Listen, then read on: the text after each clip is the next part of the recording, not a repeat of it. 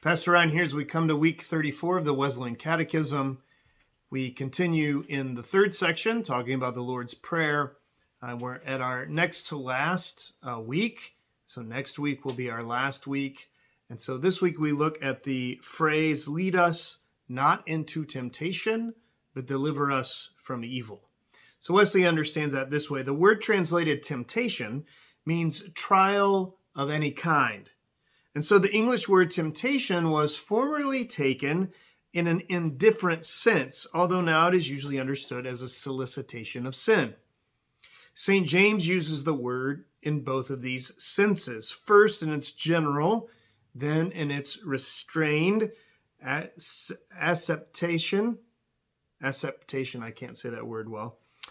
He takes it in the former sense when he says, blessed is the man who endureth temptation, for when he is tried or approved of God, he shall receive the crown of life. James 1, 12 and 13. This is a general sense of temptation, of trials of many kinds, maybe the translation that we're accustomed to or used to.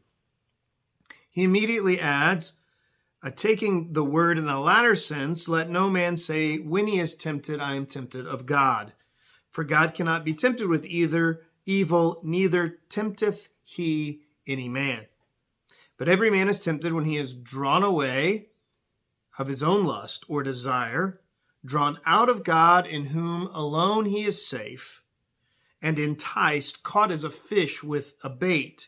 Then it is, when he is thus drawn away and enticed, that he properly enters into temptation. When temptation covers him as a cloud, it overspreads his whole soul, then how hardly shall he escape out of the snare. Therefore, we beseech God, lead us not into temptation, that we never get to that point. That is, seeing God tempteth no man, not to suffer us to be led into it, but deliver us from evil, rather from the evil one. Is unquestionably what is emphatically there, the prince and god of this world, who works with mighty power in children of disobedience. But all those who are the children of God by faith are delivered out of his hands.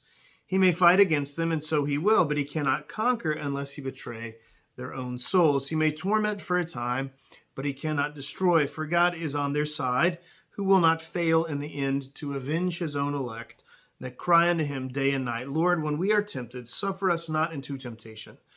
Do thou make a way for us to escape, that the wicked one may not touch us. In Wesley's saying this, I really am drawn to Paul's